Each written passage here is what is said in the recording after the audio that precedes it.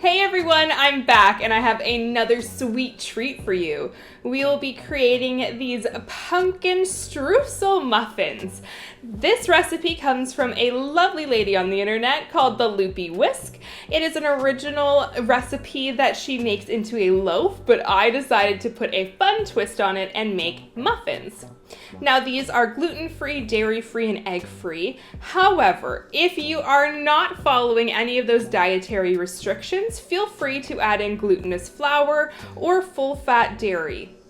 Now, let's get straight into this amazing pumpkin streusel muffin.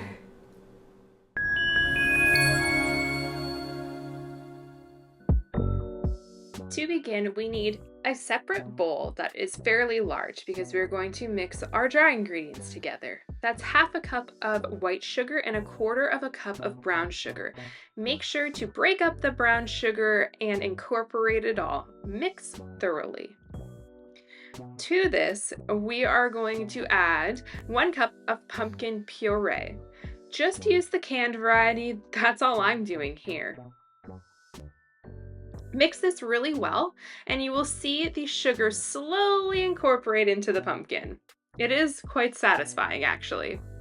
Now add 1 cup and 1 tablespoon of milk, or dairy-free milk like I am, and 1/3 of a cup and 1 tablespoon of neutral tasting oil.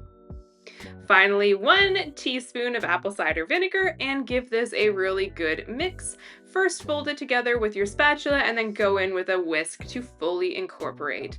Mix, mix, mix until this is all ready, and then once you're done, set this aside.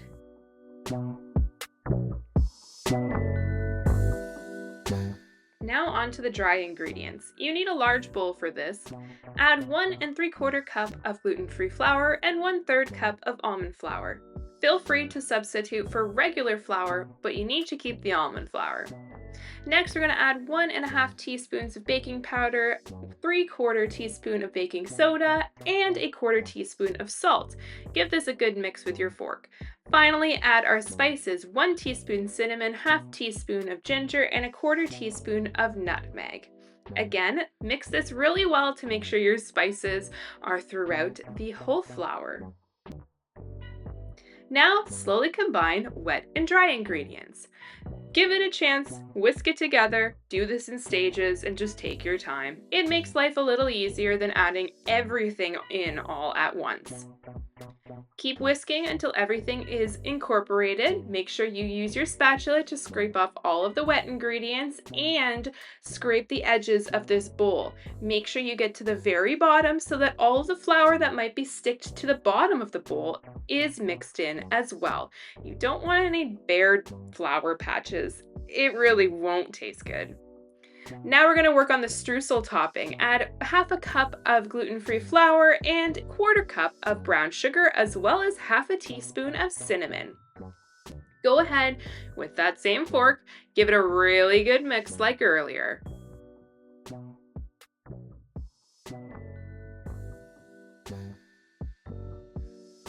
Now we're going to take 3 tablespoons of melted vegan butter. Again, you can replace this for full fat butter and full dairy butter.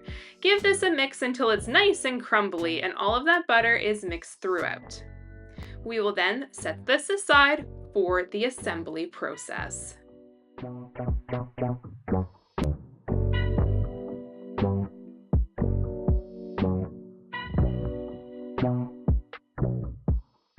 Now I've lined a muffin tray with some cups and I'm filling them up about halfway or 3/4 full. Depends on how full you really want these muffins. Because this batter is really thick, just go ahead and add in as much as you need to try and level them out as evenly as possible. Now, I'm actually going to tap this on my counter to kind of level them out a little bit. You can also use the back of a spoon. Top this with your streusel topping, give them a nice even layer, and I like to press it down just slightly with the back of a spoon.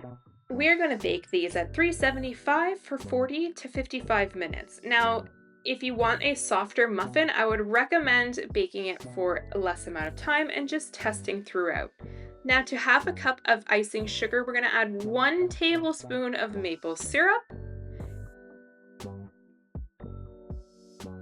and 1.5 tablespoons of vegan cream cheese. Again, substitute this for dairy cream cheese if you prefer, but we are making a maple cream cheese glaze. Give this a really good mix and try not to eat it until your muffins are fully out of the oven and completely cooled. We don't want to top our muffins until they're fully cooled, or else this beautiful glaze that you can see here is just going to run everywhere. Now with a spoon, I'm just scooping some up and letting it drizzle all over the top. There's really no rhyme or reason to this. You can make them as cohesive as humanly possible, but I just went in and had some fun with it. Top it with as much or as little of this maple glaze as you would like, but in my personal opinion, this glaze makes this treat. Look how amazing these look. Oh my goodness, they taste so good. You are not going to be able to eat just one.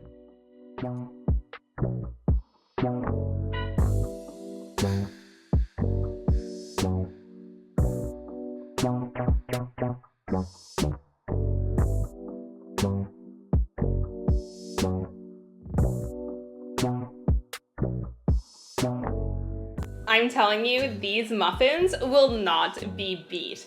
They are fantastic and will become a staple, hopefully, at your next holiday get-together, or become a year-round go-to snack.